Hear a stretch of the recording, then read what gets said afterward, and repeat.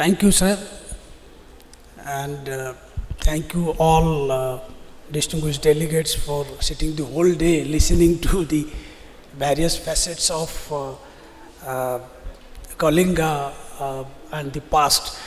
So I am basically a student of economics and policy, so I won't be able to provide a rich historical perspective on the matter. You have got enough from the colleagues in the past sessions. So what I'll try to do is to give you some nuances of the geopolitical situation that is evolving. And as Ambassador Mansingh mentioned in the morning and just before the session began, what are the directions India is heading in terms of its economy, its diplomatic priorities, and how do you place Odisha there so that we can build on the rich historical foundation and see Odisha having several such milestones that we had in the past, so we register our name in the modern history and probably in the future.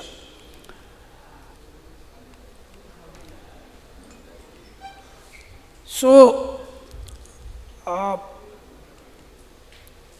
if you could, all of you are aware of what is happening around. So before we get down to the state of Odisha, where do we situate our country in the larger geopolitical complex cobweb of relations? Because the session is on the dynamics of geopolitics. So what India has given thrust in the recent years, if you see that perhaps there is a thinking that BIMSTEC is getting more attention because there is a stalemate in the SAARC process, which partly true, partly not true, because both the institutions existed even though there was SAARC functioning well in good times. BIMSTEC has its unique characteristics of linking South Asia with Southeast Asia, because two members are not from South Asia. Myanmar or Thailand are from Southeast Asia.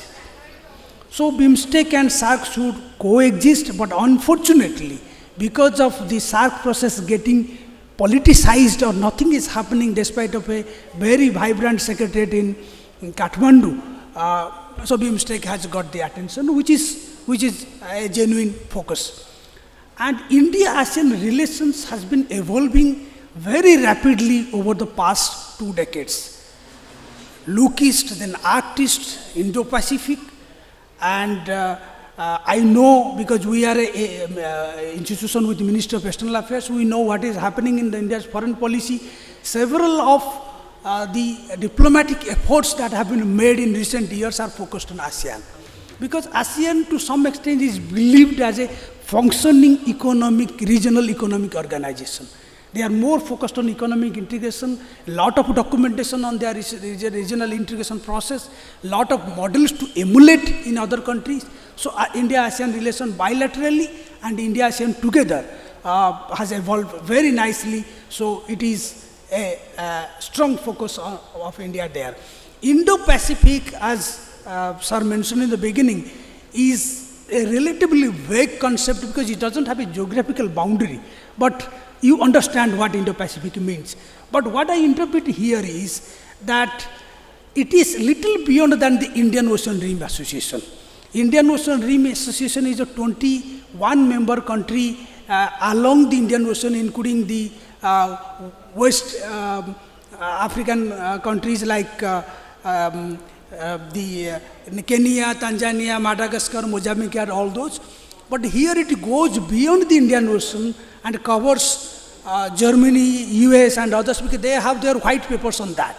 So it is a little bit of extension of that. But Indian Ocean Rim Association has done a lot of work, especially on the maritime domain, blue economy, shipping.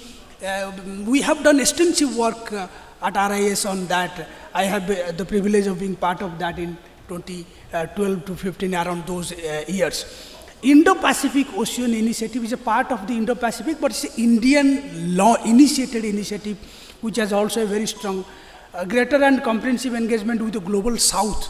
you might have heard that there were 3 summits of the Global South, Voice of the Global South during India's G20 presidency in 2023. So India is steering that process, probably sending a message that will represent the Global South issues in the multilateral institutions. And that's why China is getting quite antagonized, because India is rising to that extent. And we are working with the G20, G7 partner countries, and relatively greater focus in other parts of the world. So I'll move faster from here. BIMSTEC priority areas, not spending much time here. You all know that earlier there were 14 priority areas. Now it has been streamlined to 7. Each country is a lead country. For India, it is basically security angle, counter-terrorism, but that does not stop us to advocate on other areas. So I keep switching here. If you go to the trade, investment and development front, here it is just that what are the mechanisms that exist within the BIMSTEC to steer the cooperation process. There is a trade and economic ministerial meeting, senior officials track, trade negotiation committee, but the FTA negotiations has been going on for past 20 years, still not concluded, because there are issues of mutual recognition, the local content, value addition, and all those issues. So, but hopefully we'll see new light in the coming years. BIMSTEC free trade area, this is just a snapshot of what is happening there. It's a trade in services, trade in goods, dispute settlement, trade facilitation, so all possible areas that you see in a typical trade agreement. Now, what I'll do, Indo-Pacific, as it is a quite big area, so I have just taken BIMSTEC countries and present some economic fundamentals that how are these countries placed now. So if you see their economic growth in real terms, we adjust the prices. So it has by and large tells that all the countries have grown over time. There was a bit slowdown in during COVID, but strong recoveries are observed, and because of the geopolitical disturbances in Bangladesh and Sri Lanka, there is some contraction in the output, and but they have registered significant progress. Per capita income varies from, because these are large and small countries, so you can imagine that it cannot converge to that, to a same level.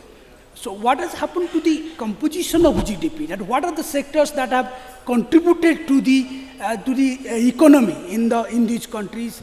Over the years, besides manufacturing and industry, services sector is the largest contributor to GDP, which is a good thing, because achieving comparative advantages in many of the manufacturing sectors is not a small job. You need to invest in R&D, you prepare your workforce, but services sector is highly education-centric, and I think Odisha should leverage that.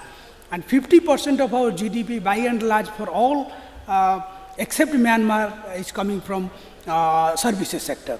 Services sector includes telecom, finance, hospitality, tourism, and all other sectors. And besides India, all other countries are also attracting a lot of FDI from other countries based on their growth story in the last decade. So I keep switching it faster. Inflation is, you know that there was because of global supply chain disruption post-COVID and Red Sea crisis in the last 2 years, there was prices were upward, including essential goods and other commodities, but it is getting moderated to a fairly manageable level in all parts of the world. It is worth noting what has happened to the saving and investment front, because when we talk about the growth, when we talk about diversifying our economies, we need investment. So how much investment is happening in those countries? If you see by and large, in economics terminology, we use the word fixed capital formation. So if you see the numbers, it is again, India being the largest country, the bars are taller, but not to undermine the progress in other partner BIMSTEC countries. Gross domestic savings is the situation, that's called a saving rate. So it by and large varies, but still in favor of these countries. Now coming to the Indo-Pacific idea. Now, what does Indo-Pacific offer to us? Indo-Pacific, besides getting into the points by here, the critical pillars, what it could help is to see diversify the trade basket of India. And that's why the Odisha's stake in that diversification of the export basket of India could be there. We are already exporting fish, minerals and other commodities. So we can think of adding value so that Odisha's presence in the India's export diversification is felt. And if you read the economic survey of government of Odisha in 2024-25, they have very rightly emphasized that Odisha is the gateway to the Southeast Asia. And that's the focus should be. And here if you see across disciplines, this is not just confined to economics, we have been focusing on several parameters of our policy: resilience, inclusivity, sustainability. So cutting across the regional organization, cutting across the spectrums of the policy, these are the areas we need to focus on. Supply chain all of a sudden become a global issue because there was a lot of disruptions, how to diversify the supply chain so that we are not just thinking about the Suez Canal, we have alternative routes. Now India has proposed India, Middle East, Europe economic corridor, which is very much, I have to take 2 minutes. So this is the last slide, sir, but I spent some time here.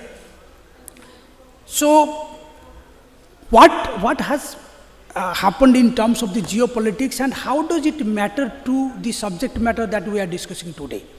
Where lies the potential for building the modern Odisha based on the strong historical foundations of Kalinga?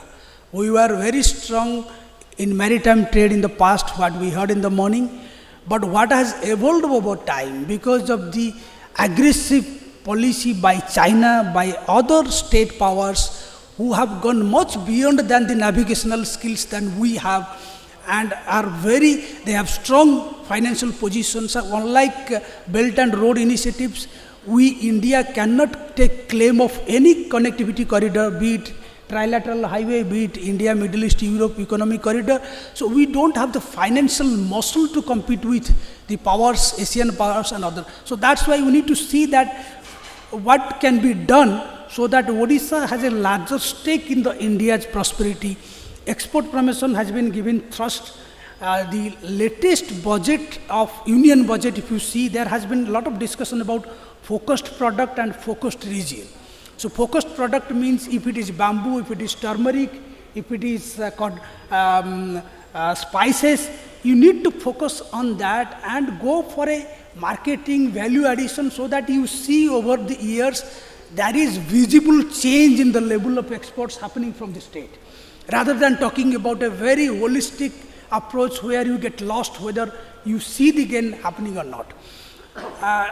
Again referring to the economic survey and linking to our work at RIS, we have been talking about growth corridors. Growth corridors means a combination of a spatially defined economic zone where it could be a region within a country or several countries connected to that.